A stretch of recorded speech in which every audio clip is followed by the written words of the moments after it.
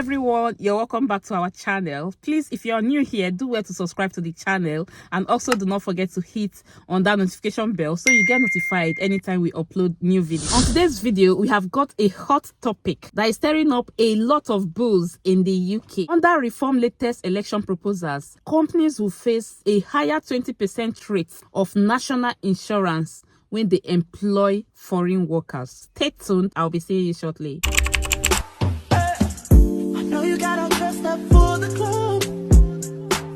Let's dive into what this would mean for businesses and foreign workers. Right now, the UK businesses pay a national insurance rate of 13.8% for all their employees.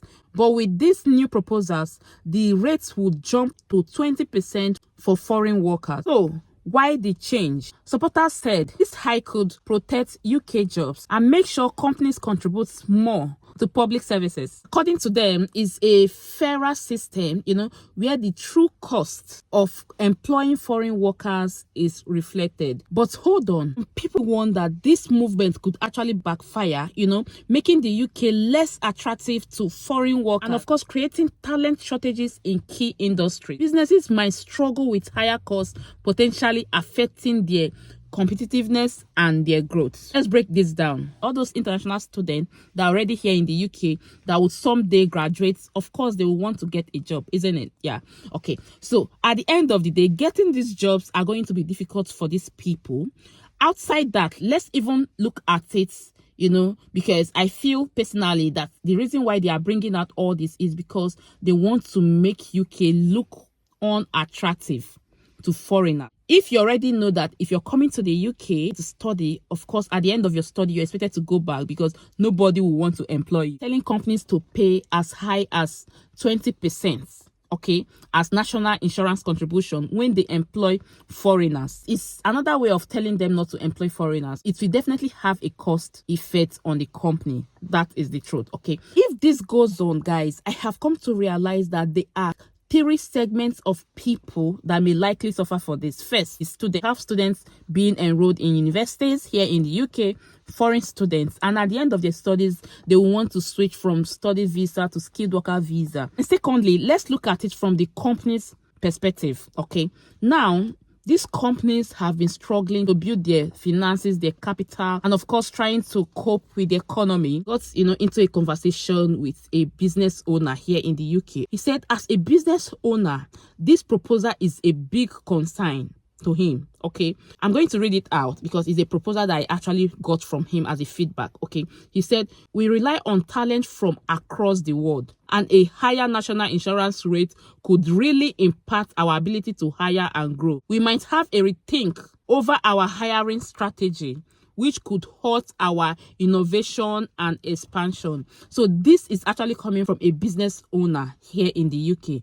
But guys, on the other hand, some other people believe this change could push more investment into local talent, creating programs, helping UK citizens, fill these roles and strengthening the domestic workforce. We already know this because the essence of this whole thing is to kind of strengthen the local workforce. Some people actually believe that this is another way of promoting domestic workforce. There is no doubt about that. I personally agree with them because I believe fully well that there are some people here that actually want to work. Some supporters believe this change could push more investment into local talent, okay, and training programs. What's next? This proposal is still in the early stage and has to pass several legislative hurdles before they finally implement it. Yes, guys, so we actually expect a lot of debate, a lot of discussions about this, okay?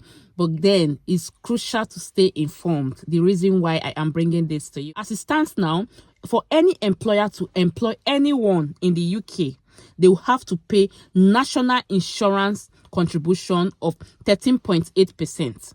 Just like the way you as the employee, you are paying national insurance. And when you check your payslip, you see the breakdown, right? Yeah. So that same way, any employer that wants to hire anyone, irrespective of where the person came from, as far as the person has right to work here in the UK, the employer is expected to pay 13.8% as national insurance, contribution on one employee. increase this from 13.8% to 20%. This is another way of you telling business owners that they have to employ domestic workforce instead of foreigner. You are not even talking about you going abroad, sponsoring people to come over to the UK to work for you. You are talking about people that are already here in the UK, the existing UK workforce. If this is being implemented, how do you think it's going to affect people or the society at large? Before coming out to do this video, I have been able to analyze 3 different ways